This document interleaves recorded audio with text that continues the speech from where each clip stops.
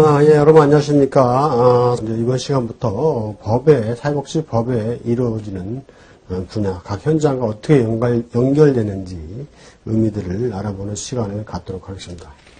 오늘 첫 번째 시간으로는요, 우리가 이제 챕터 1에 법의 기초 이론, 과연 이제 법이란 무엇인지 이런 부분부터 보도록 하겠습니다. 자, 법이란 그 법의 개념이 나와 있죠.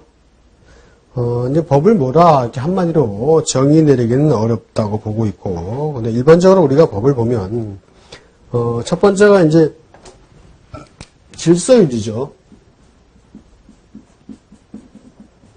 또 사회생활에 일반적인 이제 질서를 유지하기 위한 거고, 그리고 이제 여러 사람들 간의 배분 및 협력의 관계를 규율하기 위해서 어떤 규범이 있겠죠. 규범의 체계고, 그 다음에 이런 효력을 확보하기 위해서는 법은 강제성이죠. 당연히 지켜야 되는 부분이죠. 그래서 강제성이 있다. 이런 부분이 있겠죠. 이런 것으로 어떤 법의 개념을 좀 간단하게 정리해 볼 수 있겠다 보죠. 자, 그래서 1번, 거기 보면 법은 규범이다 이렇게 나와 있죠. 자, 법은 사람이 행동함에 있어서 마땅히 쫓아야 할 질서, 곧 규범인 거다. 당연히 해야 될 거다 이런 얘기죠. 그래서 법이 규범이라 할지라도 반드시 모두가 따르는 것은 아니고 간혹 이를 어기는 사람도 있기 때문에 자연법칙과는 구별된다. 따라서 법은 규범이기는 하지만 꼭 따라줄 것이 요청되는 당위법칙이다.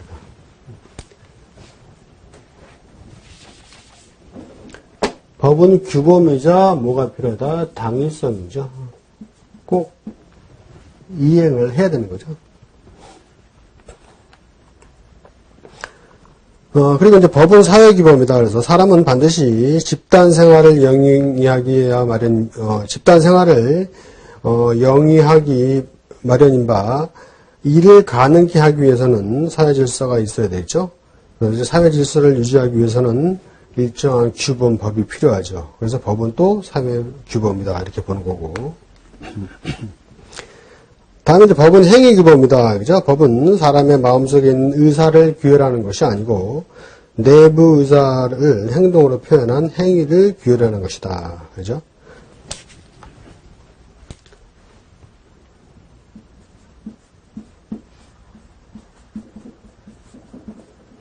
이제 기본이죠. 그리고 또한 이제 법은 꼭 지켜야 되는 강제 규범이죠. 법은 각 개인의 의사가 어떻든 상관없이 반드시 이에 복종해야지 되는 강제성의 규범이다. 그렇기 때문에 법은 그 준수가 강제성을 띄었다는 점에서 정교나 도덕과 같은 사회 규범과는 구분이 된다. 그죠? 법은 강제 규범이 된다는 거죠. 이런 부분들이 하나의 법의 개념적인 요소다 볼 수가 있겠죠. 다음 이제 보시면 이번에 이제 법과 관련된 도덕이나 종교, 간습과의 관계를 좀 나열을 했는데요. 첫 번째 이제 법과 도덕에서 보면 이제 유사성이 보면 일단은 법도 그렇고 도덕적인 측면도 그렇고 하나의 어떤 구속력을 가지고 있죠. 그리고 이제 차이점이라는 것은 자, 도덕은 뭐예요? 자율성을 기본으로 하지만 법은 뭐죠? 타율성을 본질로 하죠. 그래서 도덕은 이제 개인의 어떤 마음속의 의사를 규율하는 것이지만 법은 뭐예요? 바깥으로 나타난 어떤 그 행위 규범을 규율하는 거죠. 그런 부분이 좀 다른 요소고. 도덕의 중요성은 법이 아무리 강제성을 띤 사회 규범이다 할지라도 일단 완전성을 기대하기는 어렵죠. 그 법이 아무리 잘 만들어졌다 이렇게 해도 그 법 자체가 완전하다 이렇게 할 수는 없다는 얘기죠. 그래서 오히려 개개인의 양심이 명하는 이제 자율적인 도덕률의 호소함으로써 보다 완전성을 기대할 수 있다 이런 얘기죠. 그렇기 때문에 법이 이제 완전성을 기하려면 도덕과 융합이 잘 되어야 된다 이거죠. 그리고 이제 법과 종교적인 측면에서 보면 종교도 이제 법처럼 특수한 어떤 규범 의식을 갖고 있죠. 종교에서 어떤 그 마땅히 행해야 될, 지켜 행해야 될 그런 부분들이 있죠. 그런 게 이제 규범 의식으로 볼 수가 있겠죠. 근데 반면에 그 종교적인 부분은 이제 신앙성이고, 법은 사회질서 유지를 위한 이제 강제성 있는 부분에 좀 차이가 있다고 볼 수 있겠고, 이게 이제 종교는 편면성이지만 법은 뭐예요? 양면성이죠. 그래서 종교는 그 신에 대한 봉사 의무만 있지만 법은 뭐예요? 의무를 다함으로써 내가 뭘 가질 수 있죠? 권리가 있다는 거죠.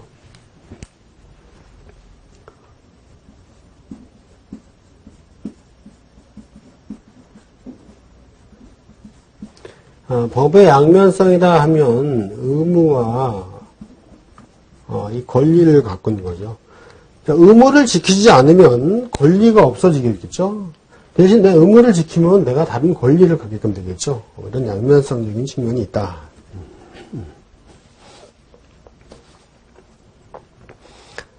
다음은 이제 간습적인 측면을 보면, 관습은 외형적 존재로서 법이라는 형태를 취하여 외면화, 타율화, 공권화되어 있다.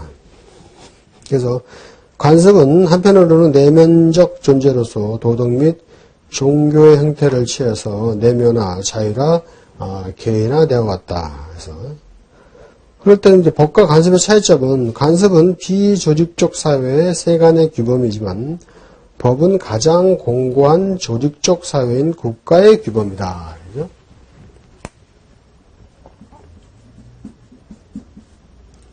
그래서 일반적으로 관습이라 하면 우리가 이제 간습법이라는 것도 있는데,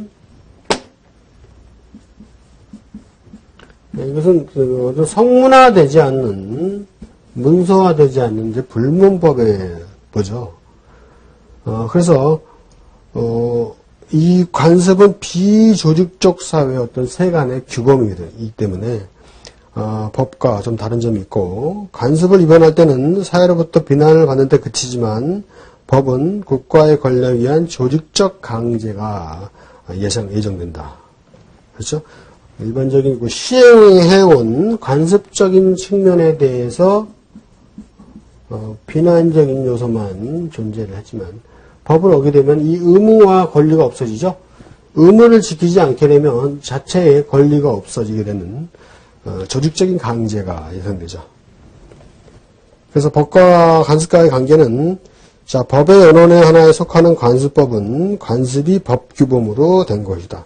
그러니까 그동안 계속 진행자 왔던, 이해자 왔던 어떤 관습 이런 부분들이 법제화된 부분이고, 관습으로 인정되지 않는 사실로서의 관습도 일정한 요건 아래에서는 일반 법률 행위를 지배한다. 이렇게 보고 있는 거죠. 다음 제2절 법의 목적을 보시면, 법의 목적은 정의와 형평을 실현하고 확보하는 데 있다고 볼 수 있죠. 그래서 법의 목적에 대한 다양한 학자들의 이론이 나와 있습니다. 플라톤과 아리스토텔레스는 법의 목적은 정의를 원칙으로 하는 도덕적 생활, 루소, 자유와 평등 확보, 칸트, 도덕적인 개인 인격의 확보를 봉사하는 것이 법의 목적이다. 여러 가지. 그리고 이제 5번 같은 경우, 벤담 같은 경우는 이제 최대 다수의 최대 행복을 목적으로 한다. 이런 부분들이, 학자들의 주장 부분이 되겠죠.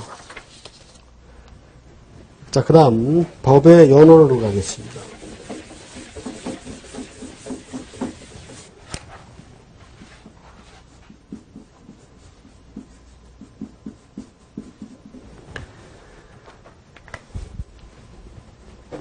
법의 연원, 챕터 2, 제1절, 법원의 뜻, 이렇게 나와 있죠?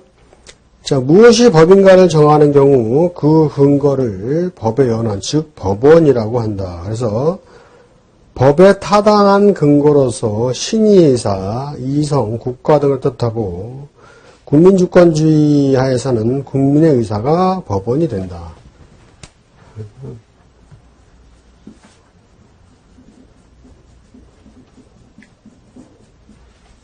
국민주권주의죠? 국민주권에서는 뭐예요? 국민의 의사죠? 국민의 의사가 법원이 된다는 얘기죠. 그리고 이제 일반적으로 법원이라 할 때는 법의 존재 형식이라는 뜻으로 이해하고 있죠. 그래서 이제 이 의미에서 법원은 대표적으로 우리가 성문법과 불문법으로 나눠볼 수 있지만, 보통 이제 성립 형식에 따라서 법률, 명령, 간습, 판례법 등 이렇게 나눈다는 얘기죠. 자, 2절, 거기 이제 성문법에 나오죠.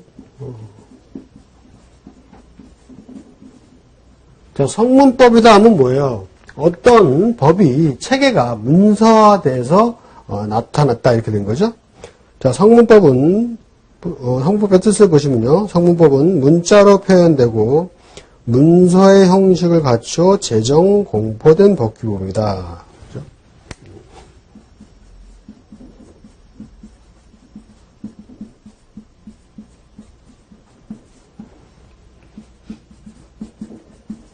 자, 이것이 성문법입니다. 그래서 제정법이라고도 하죠.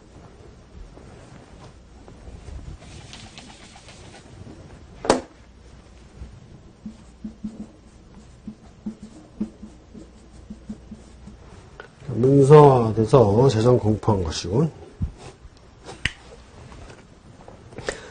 그래서 이제 두 번째로 나오는 것이 성문법의 종류죠.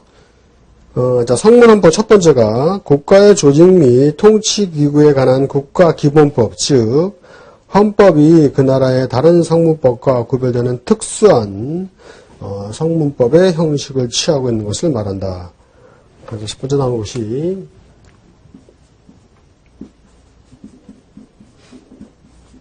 이 헌법이 나오는 거죠.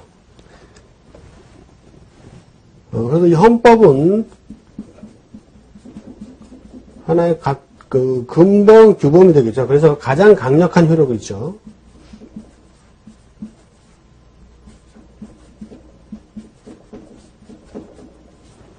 그것이 헌법이다.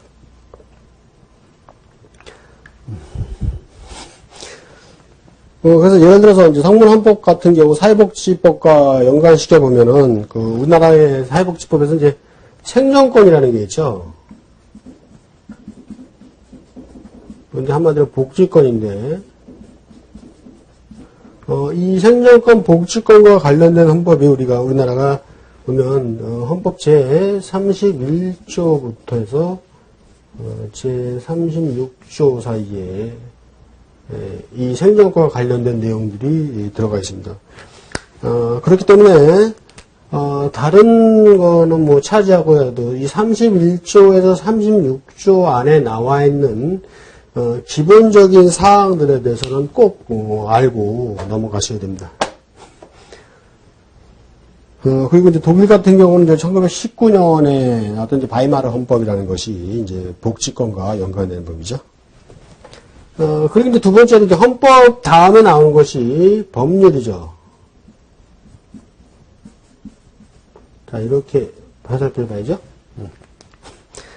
그럼 법률은 뭐예요? 일반적으로 법률이라 하면 국회 입법기관의 의결을 거쳐서 국가 원수가 서명 공포함으로써 성립되는 국법의 하나인 법을 말한다.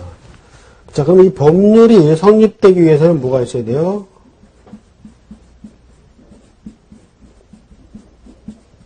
국회의 의결이 필요하죠. 다음에 나온 것이 명령이죠.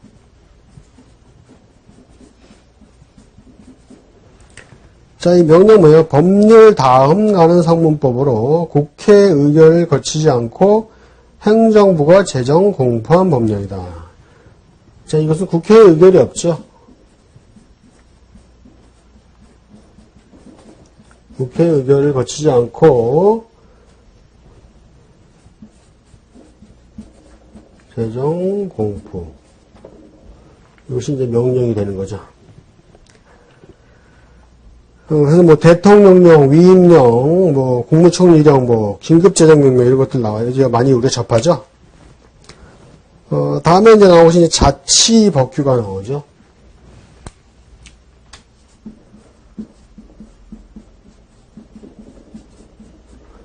이 자치법규는 지방자치와 지방자치단체와 관련이 있습니다. 그래서 우리나라 지금 이제 지방 분권화 시대죠. 그래서 지방자치에 관한 조례나 규칙 이런 부분들이 상당히 중요한데요. 자, 자치법규 보시면 일반적으로 자치법규는 지방자치단체가 법령의 범위 안에서 제정하는 자치에 관한 규정, 즉 조례와 규칙만을 뜻한다. 그렇죠? 즉, 이 자치법규는 지방자치단체가 제정을 하는데 그 제정을 해도 이 법령의 범위를 벗어나면 안 되죠.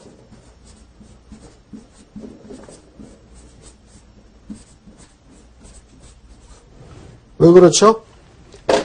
자, 우리나라의 성문법의 가장 상위 법은 뭐예요? 헌법이죠.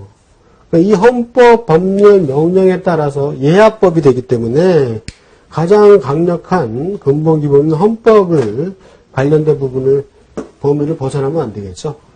그래서 자치법규는 크게 두 가지가 있죠. 조례가 있고 규칙이라는 게 있죠. 자, 이 조례는 뭐예요? 지방의회가 의결을 거쳐서 제정을 하죠.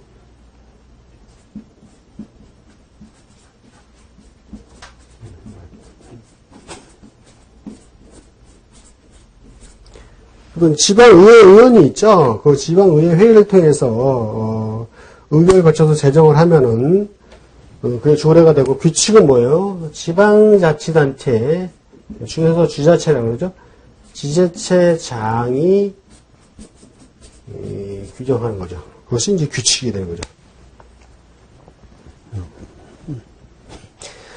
그래서 그럼 이제 성문법에서 법률과 관련 종류를 보면 첫 번째가 헌법, 법률, 명령, 그 다음에 자치법규로서 조례와 규칙이 있다. 그래서 이 조례는 법령의 범위 안에서 제정을 해야 되는 것이다. 그 법률은 국회 의결을 거치고 반면에 명령은 국회 의결을 거치지 않고 각 행정부가 제정 공포하는 법령을 말한다. 이렇게 이해를 하시면 되겠죠. 그 다음에 나오는 것이 이제 조약과 국제법규죠. 자, 조약은 국가에 대한 국제법상의 권리 의무를 정할 것을 목적으로 하는 두 나라 이상 사이에 행해지는 문서적인 합의다. 그러니까 우리나라 말고 다른 나라와 타 나라와의 관계를 법규적인 관계를 서로 상호 관련짓기 위해서 하는 것이 조약이다. 그래서 국제법규는 확립된 국제간섭법규를 뜻한다. 그리고 이제 헌법에 의해서 체결이 되고 공포된 조약과 일반적으로 승인된 국제법규는 이것은 뭐 국내법과 같은 효력을 갖는다. 그죠?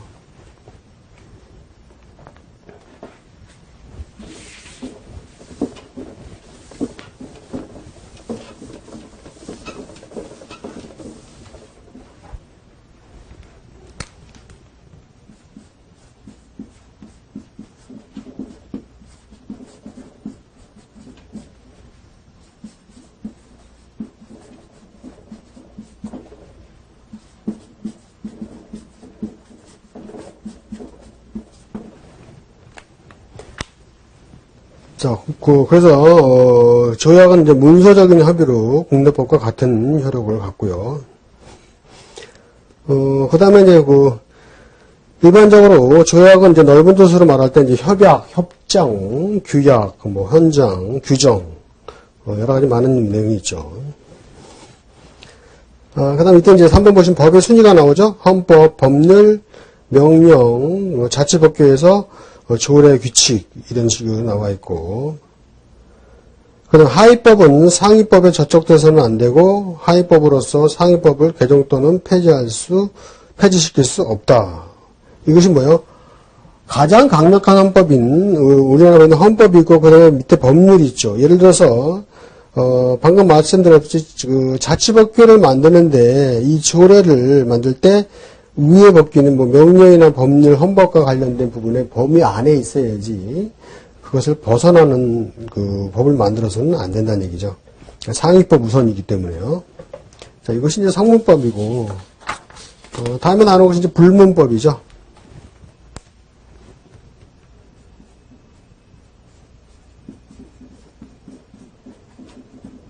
자, 성문법은 뭐 말 그대로 성문화, 문서화된 법인데, 이거는 이제 성문화되지 않은 거죠.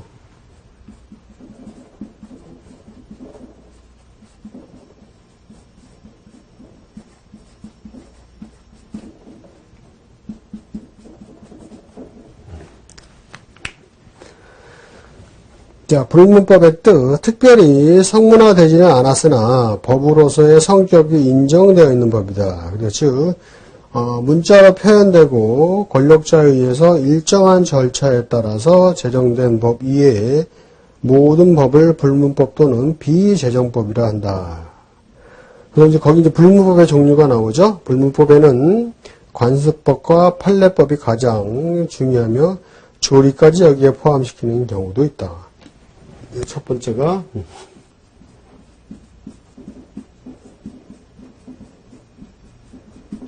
관습법이 나오죠.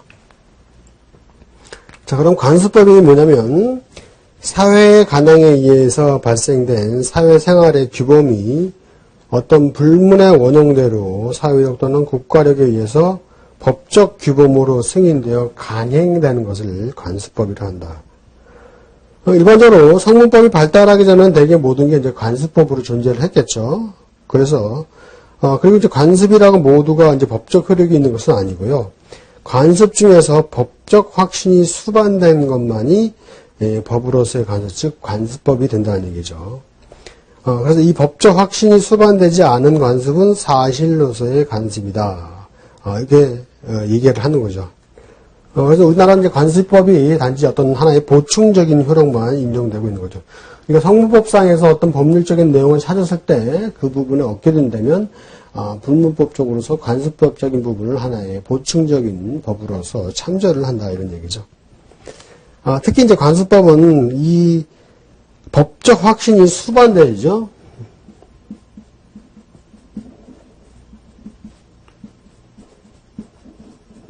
법적 확신이 수반되죠. 그렇지 않으면 사실로서의 하나의 관습법이로만 달아지고 있는 거죠.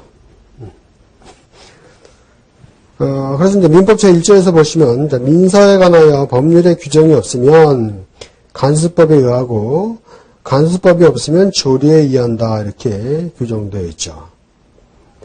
다음에 이제 판례법이죠.